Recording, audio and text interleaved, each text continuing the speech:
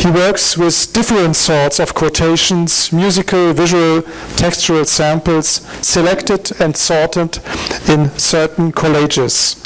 So let's welcome Heiner Goebbels for his lecture about the aesthetics of absence.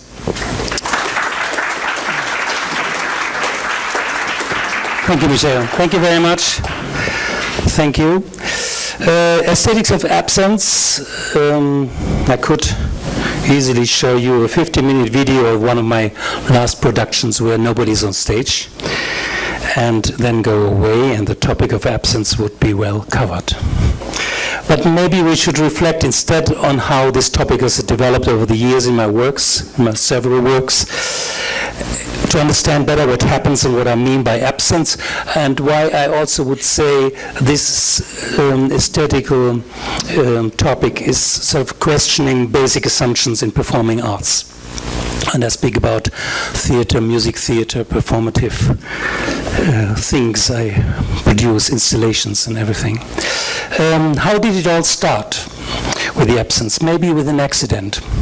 In 1993, during some rehearsals for a piece which was called ou bien le débarquement désastreux, and those who know my work a little bit, they know that I have a favor for very complicated titles. One piece is called Eraretia Retiaka. I spoke about it here 4 years ago. Another piece I showed this morning in the workshop was called Hashirigaki. And this one in 1993 was called ou bien le débarquement désastreux. And the reason why I use those titles is that I don't ask for any information. I don't think these pieces need any introduction or preparation of an audience, but they need a curious audience. And in order to have a curious audience, it's good to have a strange title so that they don't expect something which they know. And in this rehearsal I want to start with which was one of my earliest music theater plays, with musicians, 2 from Africa and 3 from France, and 1 actor. There happened the following thing. Il se lança dans une rapide course en avant, hors de l'encerclement. This gigantic aluminium pyramid, maybe a little bit of light would be nice again. This gigantic aluminium pyramid was built by a Czech artist, Magdalena Jetelová, a highly renowned artist who's teaching now in Munich. And she also had created this wall with a lot of silk red hair, which were driven by 50 ventilators permanently. And she came to rehearsal where we exactly rehearsed this scene. And she said, after the rehearsal of this scene, she said to the director, to the actor André Wilms, it's absolute fantastic when you disappear. And this is definitely something you should never say to an actor. And he became so furious that I had to ask the set designer kindly not to visit any more rehearsals. But far more interesting is that the intuitive grasp with which she was able to question in an instant from her point of view as a visual artist, and she rarely works for theater, that she was immediately grasping a very important condition in performing arts. Because despite some radical and later rather ignored experiments by the theatrical avant-garde in the beginning of the 20th century, including plays by Gertrude Stein and approaches by Meyerhold, Adolf Appia and many other artists, and despite the intriguing experiments of American artists in the 60s, 70s, such as Robert Wilson, Richard Cheshire, Richard Foreman, and others, who proposed a performance-oriented theater against the intimidating authority and gravity of texts. Despite all that, theater and opera are still widely based on the classic concept of the artistic experience in terms of a direct presence and a personal intensity, a centralized focus on expressive protagonists, actors, dancers, singers, and instrumentalists, secure soloists, secure in their roles, figures, bodies, and identities. Among all performing arts, contemporary dance alone has been raising questions of subject and identity, and translating them into a choreography of a fragmented, delocated, unfinished, deformed, or even disappearing body. Since the 80s. For this, for example, you can read Gerald Siegmund's work on Abwesenheit, a study on absence as performative aesthetics of dance, following choreographers such as William Forsythe, Max Stewart, Xavier Leroy, and Jérôme Bell, and others. But theatre and opera refuse to consider the classic assumptions. Occasionally, they will change the text of a play. Sometimes they change the sound of an opera, but never more than this. And speaking of someone who knows the gravity of educational institutions, for actors and directors, I can reassure you this will go on for a while. What was just a short moment in this piece, ou bien le débarquement, désastreux, and an anecdote from this production, became quite a crucial aspect for my work later. In this piece, the moment of the presence is already divided. The actor has to share it and has to accept sharing it with all the elements involved and produced by the reality of the set, which is not, as you could see, not an illustrative decor, but really a powerful artistic statement, and itself a piece of art. The confrontation between text and music, which you could grasp a little bit, between the separation between the voice and the body of the actor because he's amplified, the sudden clash between one music and another, the music by the two griots of the Senegal and my own music performed by trombone, keyboards and electric guitar, the clash between the one scene and another, between these separate elements, as Brecht has put it already in the 30s, 40s, distances occur and blank spaces for the imagination of the spectator. And it's interesting then that in his notes on the Antigone, already Friedrich Hölderlin stressed a poetic logic regarding theatre, a poetic logic that for him, unlike analytical or philosophical logic, lays claim to many of our perceptive abilities. He talks about various successions in which idea and feeling and reflection develop according to poetic logic, and does not follow linear narrative form. For Hölderlin, poetry treats the different faculties so that the representation of these different faculties makes a whole, and the connection between the more independent parts of the different faculties, quote ending, is something which he calls the rhythm.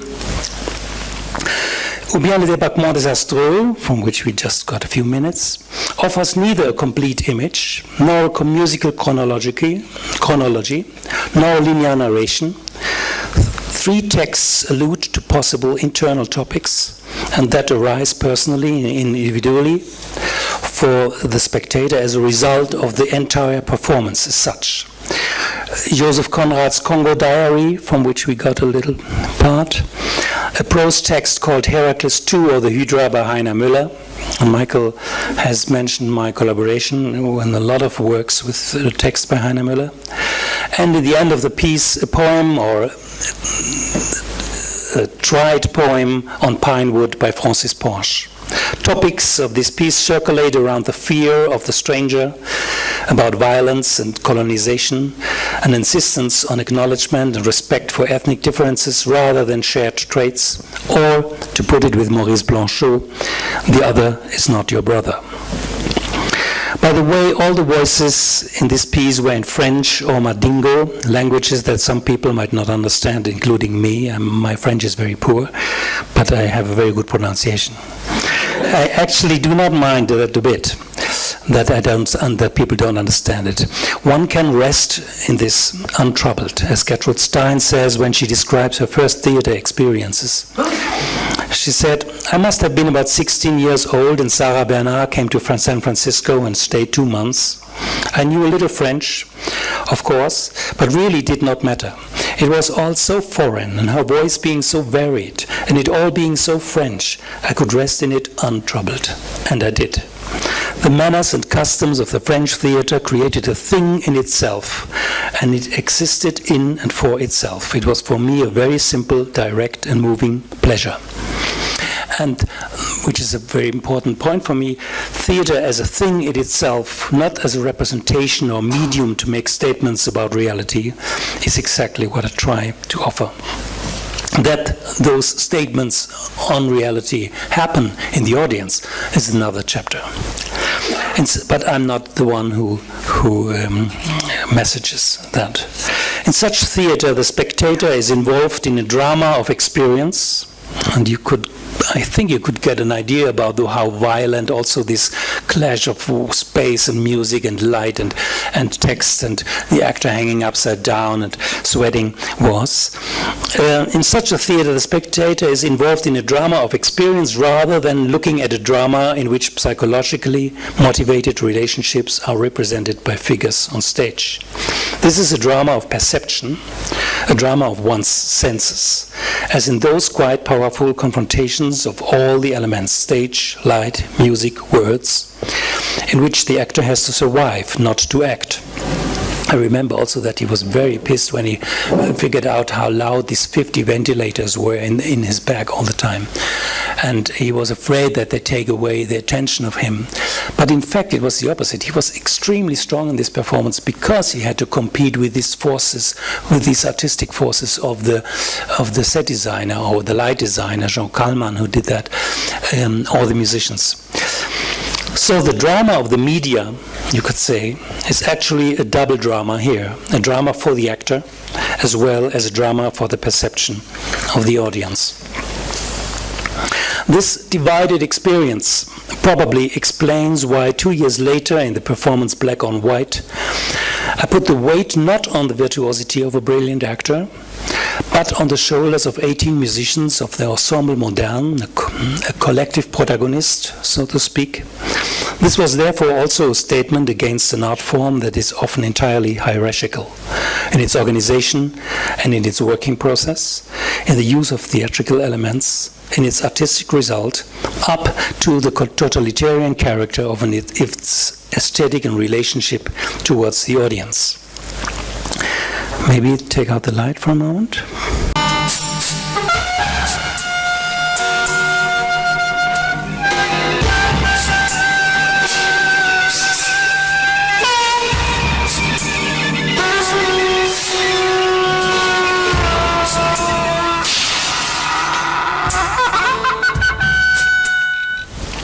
In this piece, the musicians of the Ensemble Moderne, they do not vanish in the pit for the benefit of soloists. They discover their own abilities in doing other things beyond their musical virtuosity. They're writing, as you saw, they're singing, they're sorting things, they're playing badminton, all sorts of games, hitting the drums with tennis balls, or failing to do so, very often when we had a very bright, wide stage. And they were reading, as you just heard, "Ye who read are still among the living, but I who write shall have long since gone my way into the region of shadows." This early anticipation of the death of the author in Edgar Allan Poe's parable Shadow should not only be taken literally in reference to Heiner Muller, the friend and German author who had recommended this text to me before, and he died while we rehearsed on this piece. The absence here is to be found on other levels as well, as a refusal of any dramatic action, for example. I think very little seems to happen. And Black on White is a piece also on writing. Writing, and I quote, "which has traditionally retired between the apparent presence of performance, is openly declaring itself the environment in which dramatic structure is situated," as the theater scholar Elina Fuchs wrote in 1985. The price of this emergence, or perhaps its aim, is the undermining of theatrical presence, which also undermines the self-given presence of the actor. Presence, so in Black and White, is doubly reduced by the rather amateurish non-presence of the musicians who never did anything similar before, but they don't. I didn't ask them to do complicated things or to act or something like this. And you can also observe, when you look at them, the unexpressive, undramatic, but highly concentrated faces of the performers who do not pretend to be anyone other than themselves as musicians in that very space and moment while we watch them, often turning their backs towards the audience and dividing the attention of the audience across the landscape of 18 simultaneously active persons. And to cite Eleanor Fuchs again, a theater of absence disperses the center, displaces the subject, destabilizes the meaning.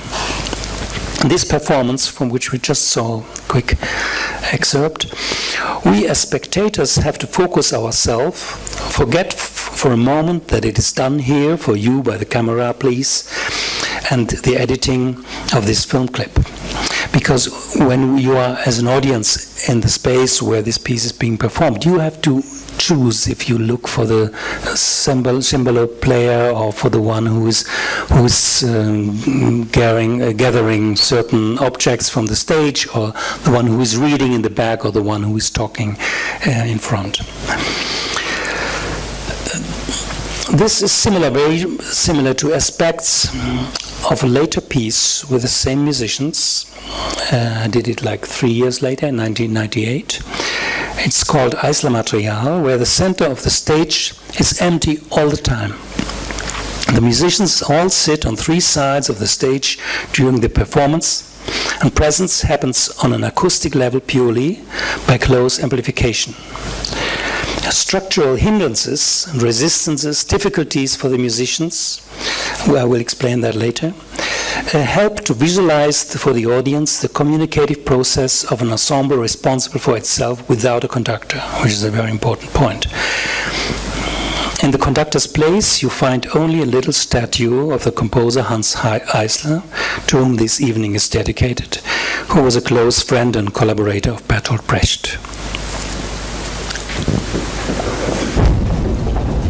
This is Hans Eisler. You can see that you can not only see that there's no conductor, which makes it very difficult, but it also makes it very difficult because there's a big distance between the musicians. You know that musicians usually really like to sit very close together, to breathe together, to have the same musical figure, and I refused that. I insisted on a distance, and I also insisted that the groups are not even sitting together. So, for example, the strings, the first violin is here, the viola is here, the cello is there. They have the biggest distance, and when they play some intimate, sort of private string section, they have to communicate it over a big distance, and which publishes immediately the musical effort and the communication between them. It makes it difficult for the musicians, but it makes it a great pleasure and attention for the audience. Then there's 2 pianists. One is standing here right now, and one is sitting at the grand piano in the other corner, and they're sitting with the back to the stage. And in order to be able to communicate with each other, because they play mostly the same stuff without a conductor, they have little car mirrors where they can see the other guy on the other side. And everything is, of course, very difficult, but only possible with amplification and with some monitoring. There's another point which is interesting, is that this is a very famous German actor, Josef Bierbichler. You might have even seen it in The White Line. He performed in this movie too. And everybody asked me to put him in front because he's so famous and he's singing really very beautiful. But I didn't want that. I had been warned by serious professionals, but the audience attention did not fade away with the absence of any spectacular visual distraction during the performance. And there's, I quote, "The experience of fabricated presence, self-produced in the act of perception, grows to the degree that the demonstrated presence disappears," as my colleague Gerald Siegmund phrased it in his recently published study on absence. I already mentioned it. Speaking about concerts, this is very much a strategy which I developed in the last 30 years, to think even when there's not much theatrical things happening, but to think about the staging, the setting, the structure of the musicians on stage.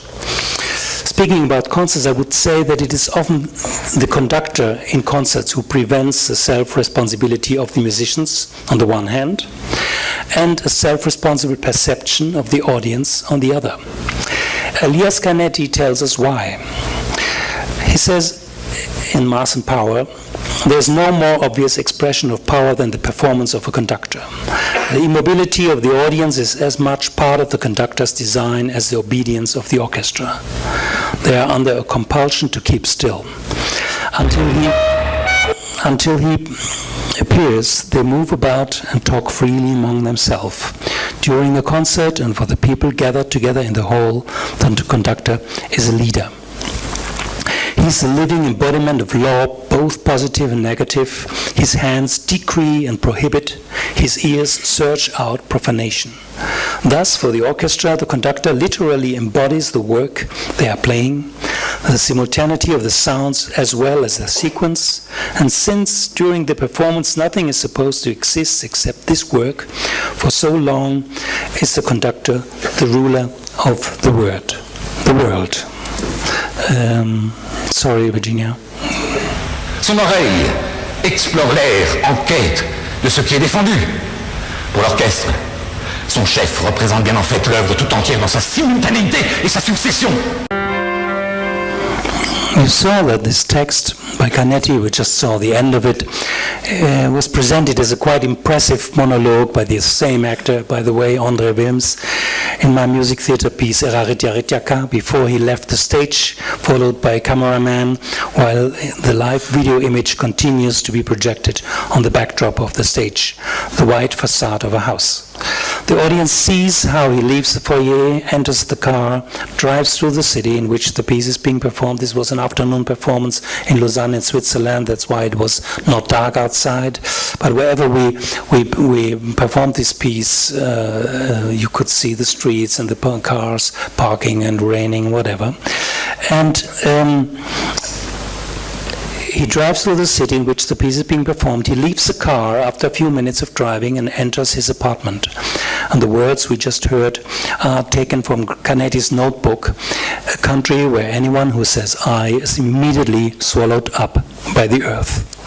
It is obvious that the actor's absence is going to be a long one. The audience, released from the strong presence of the actor's earlier monologue, is irritated.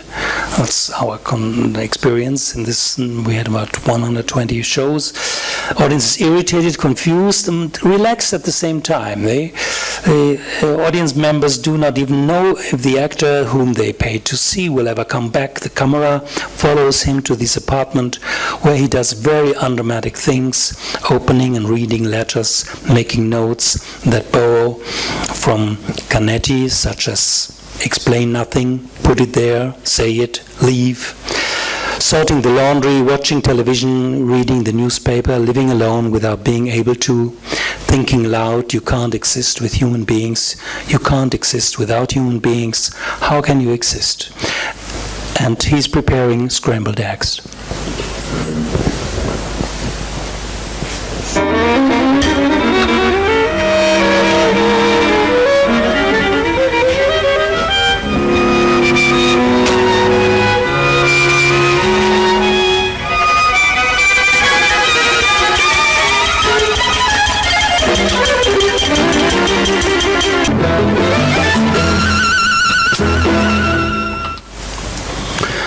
Clock at the back of the kitchen shows the actual time of the performance, and the rhythm in which the actor cuts the onions is in sync with the quartet, which is playing a string quartet by Maurice Ravel live on stage.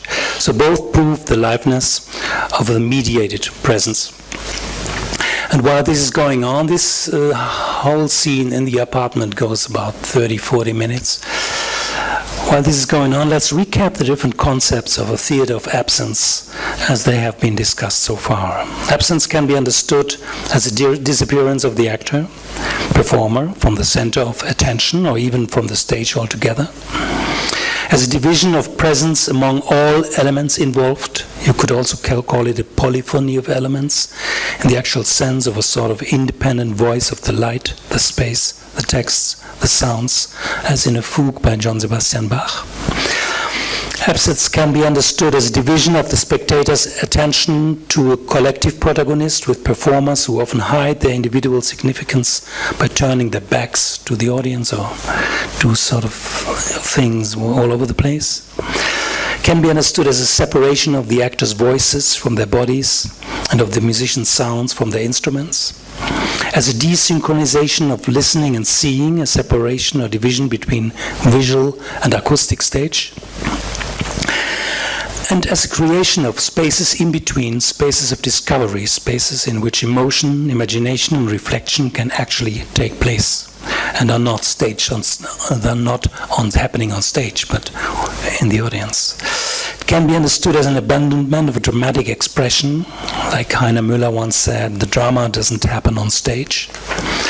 As an empty center, literally an empty center stage, meaning the absence of a visually centralized focus, but also as the absence of what we call a clear theme, a topic of a play or a message. We could compare the empty center with the nouveau roman by French authors in the 50s, such as Alain Robbe-Grillet, who surrounded his topics with irritating techniques in novels, and also in this film with Alain René, La Dernière Année au Marienbad, in which core themes are not even explicitly mentioned, but rather permanently provoked and obsessively produced for the reader. For example, jealousy in the novel La Jalousie.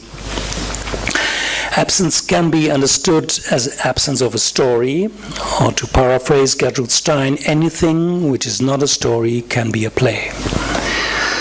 See her essay Plays from Lectures in America. What is the use of telling a story since there are so many and everybody knows so many and tells so many, so why tell another one? And last but not least, absence can be understood as avoiding the things we expect, the things we have seen, the things we have heard, the things that they are usually done on stage. Or in the words of Elias Canetti again, which we hear when the actor in Eraritya Rityaka finally opens the window of his apartment, when he says, to spend the rest of one's life only in completely new places, to give up books, to burn everything one has begun, to go to countries whose languages one can never master, to guard against every explained word, to keep silent and breathing, to breathe the incomprehensible. I do not hate what I have learned, I hate living in it.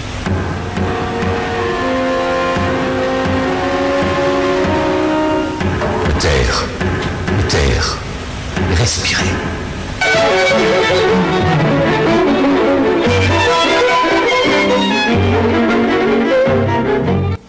At this moment the audience has, quite with a shock, realized that the actor maybe has never left the stage, because when the windows are open, the backdrop gives away that the whole apartment could be backstage.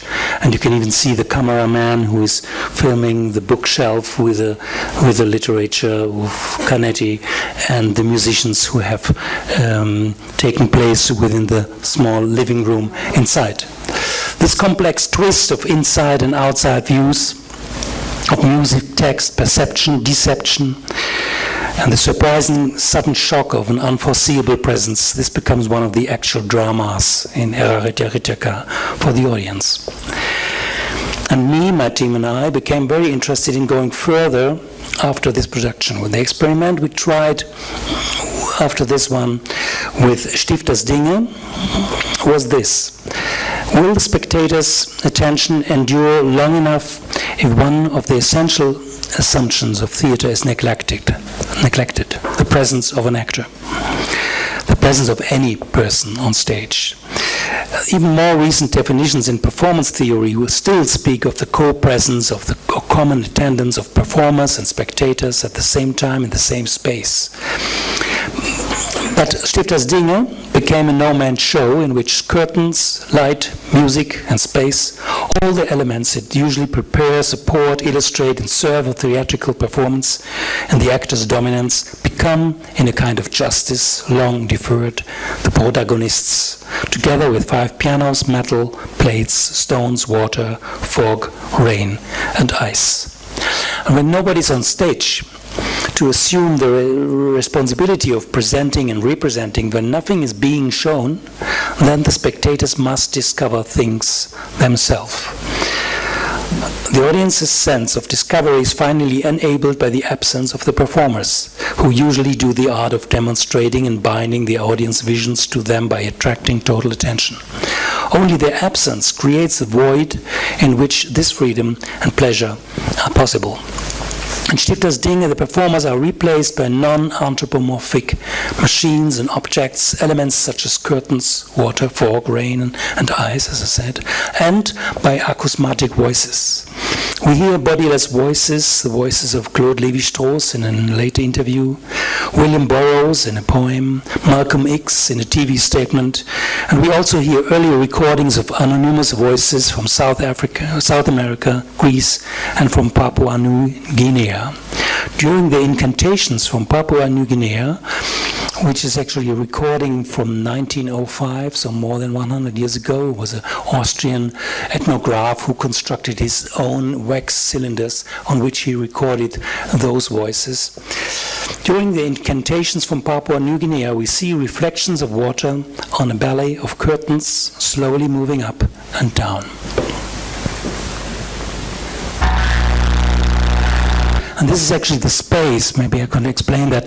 This is the space we see 3 basins filling up with water, and in the background of the basins we see piled up the 5 pianos and grand pianos on the metals, and sort of a tube which creates an organ pipe sort of sound. And now come the curtains.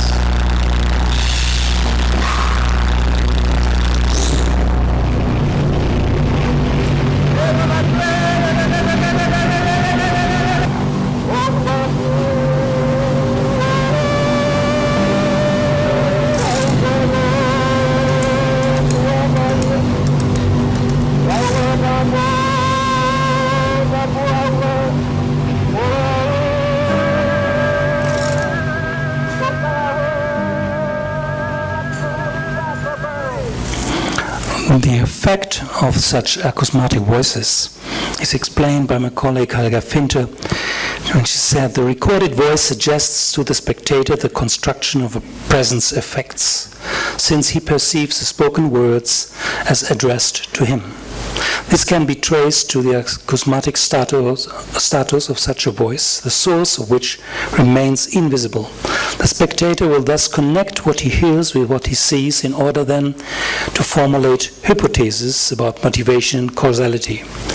His scopic desire stages what his invocatory desire is able to hear.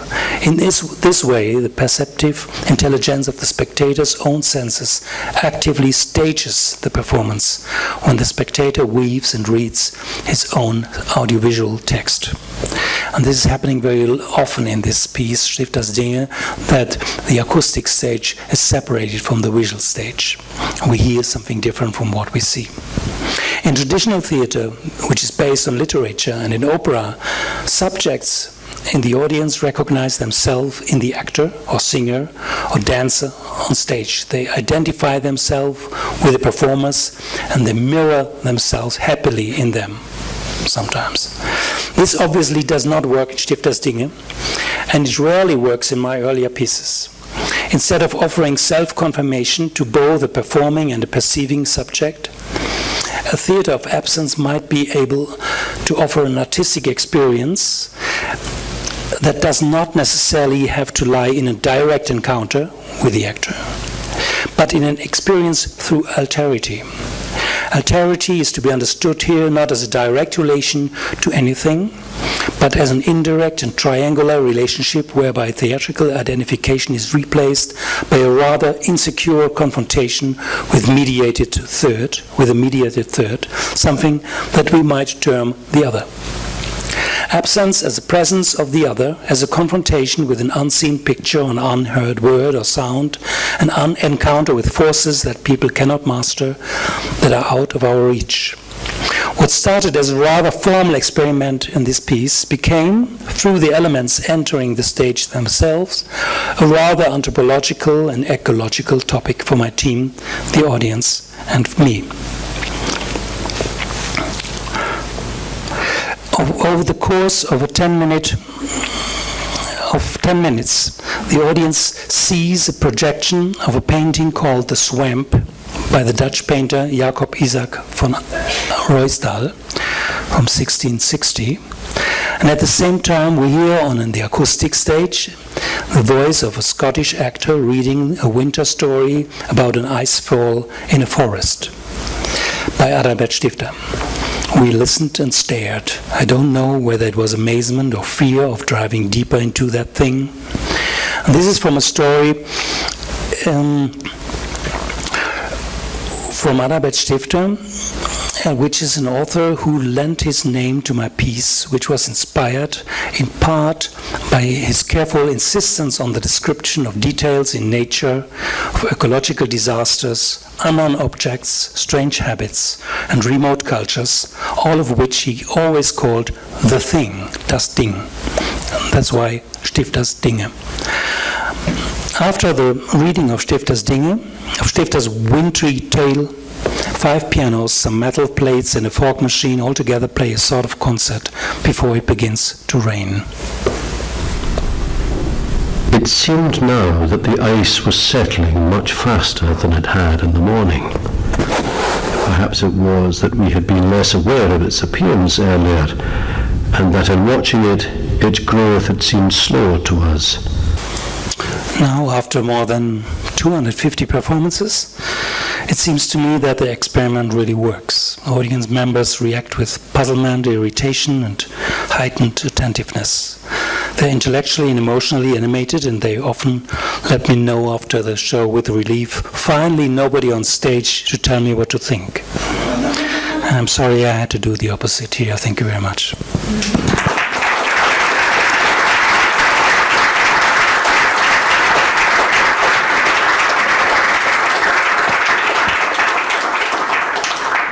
Yes, thank you very much, Heiner, for this inspiring lecture on the aesthetics of absence. And we have now the possibility for questions. Please. Thank you very much for your presentation. I thought it was very interesting. But I have one critical comment about the medium that you showed me tonight.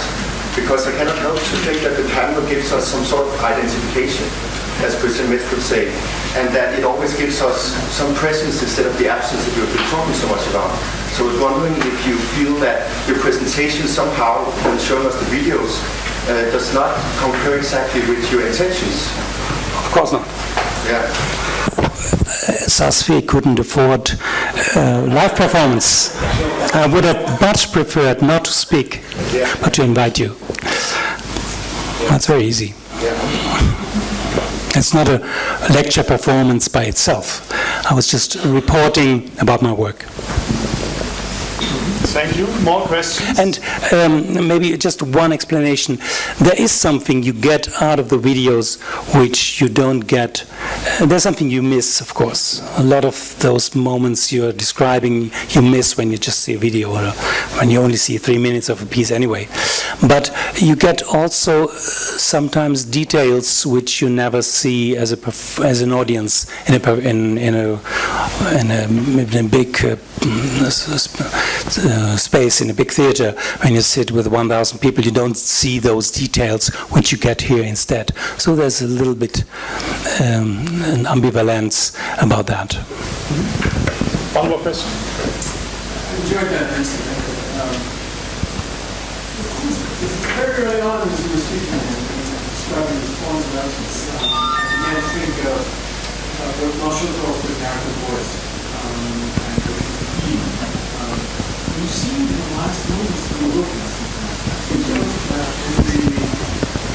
In the clip with the house and the topographical change you spoke of a sudden presence, a strange presence. Yeah. And then at the end, you spoke of a mediated alterity. There it is. And so with Blanchot, we're talking about a relation to something he calls the minute. And in a certain sense, the relay or the presence of this is the Eve, the narrative voice. And it seems to me I didn't get that word. The E? Yeah, Eve. The R. The R. Eve. As in, je vois Eve. Yeah. That's air. Yeah. Air. Oh, okay. So sorry. Okay. So I wondered if you were gesturing in that direction, and if that would add to your thoughts about presence or absence in some sense. That you are in some sense reaching into that absence for this third that you're talking about. And I just wondered if that provokes any thoughts. Yes, actually, I mean, mostly it provokes a lot of thoughts when you talk about Blanchot in general, because I just did another, after this piece with the pianos, I did another piece with the text by Maurice Blanchot. And I divided a text, which is the Madness of the Day, which you might know. I divided this text between four voices to spread out the I into a multitude of voices or in a multitude of identities. Because what I really think is interesting is that he proposes a different sort of rather subversive neutrality and unspectacular non-activity, and that's something which I really like, and I cannot avoid being inspired by it. More questions? Yes? We had a presentation last night that was sort of more devoted to public art practices and ways in which the frames of art practice have changed. And I'm struck by the work. I think it's wonderful. Thank you for your presentation. And it makes me think that the idea of absence within those sorts of performative environments is kind of enabled by the fact that it's in performance theater or in a space that expects something of that alterity that you're removing. So I'm just curious, have you ever thought about articulating something of the absence in another context or outside of the theatrical environment?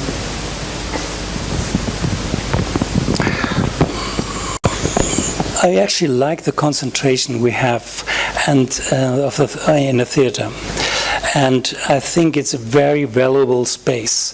I think it's that's why, for example, this piece with the words of Canetti is called in a subtitle "Museum of Phrases," because it's sort of an external space in which language can be preserved, or things like this. So I think sometimes it's good to go out of reality and to create distance towards things in order to discover similarities, of course. I did certain things in the 70s in the political movement with an orchestra where we made public concerts and things like this, which had to do with, in a way, also with avoiding a classical orchestra structure and focusing on things like this. But I very much like the enormous, precious time you have in such a space, and when you're able to attend such a performance like Stifters Dinge, I think when you go out, you might look different or see different or make a lot of you have a lot of imagination about the outside, but sometimes it's good to be put in a distance in order to look to the everyday things in a different way. So that's why I don't work so much in the public space, because for me also the public space is very much polluted with sound, with media, with lights, with everything. So it's very hard to find a space in which.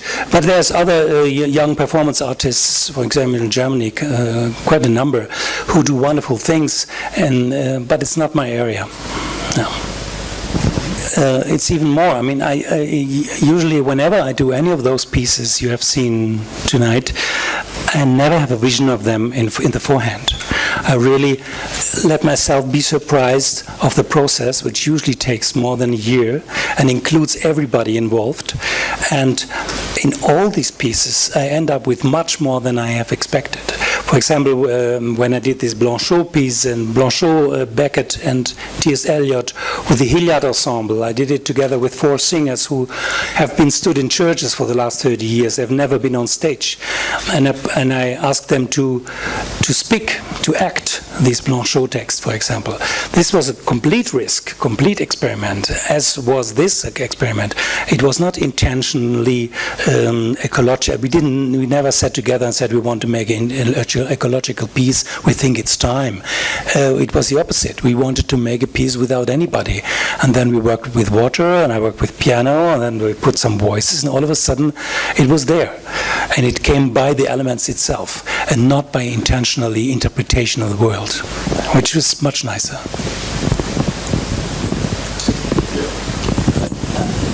have a question which is perhaps more a comment on my own ignorance.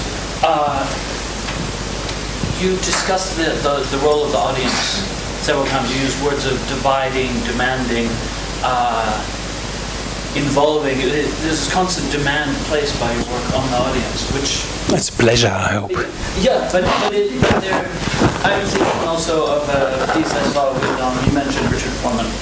I was at Richard Foreman and John Zorn did a piece, and they locked the doors, and there were about 25 of us in the room for 2 hours with John Zorn, as loud as possible. And there was something tyrannical in the aspect of it, which worked, but made such a demand on the audience to participate. I would never do that. Yeah. I would never lock you up. Yeah. But even the structure of a theater, you go and you sit. It's difficult to leave. I mean, I suppose that's the aspect of the theater of Hilbert. An experimental novel I don't like, I put down, walk away.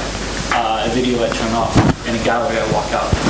But there's something inherent in the structure of the theater, perhaps. That's probably why I give those pieces those strange titles. So I really want people who are curious and want to see them, even though they don't know what to expect. That's the main thing, to make sure that they're not in the complete wrong performance. Which still can happen. In Austria, for example, I remember when we did this Blanchot piece in Vienna, the audience was really, because it was, I don't know, you know the Hilliard Ensemble, some of you? These singers dedicated and world famous for medieval music of 15th, 16th, 17th century. And for the first 15 minutes of my piece, they don't sing at all. They just prepare a table and take it away, and they don't sing at all. And people were pissed in Vienna because they were expecting them, and they were throwing doors and saying Unverschämtheit, Frechheit, and everything, and they destroyed also the audience of the piece, the atmosphere of the piece. But that was a complete exception, and it only happens in Vienna. Yeah, more questions? Yes? I was wondering, you identify yourself as a composer and a musician, and I was wondering if that makes it easier for you to work with other musicians as opposed to actors, and easier to communicate with a kind of a musical vocabulary as opposed to an acting vocabulary. Yes, and I would even develop this thing. I mean, I think it was Meyerhold who wrote in the 20s, 15 or whatever, that a director should be mainly a musician. Not because of especially when it's not about music, when it's about text. Because I think he was talking already about counterpoints between what's happening in the space with movements, with the rhythm of the performance, and the the whole the melody of the language and all these things. And I very often in my work, I think I work when I direct as a composer.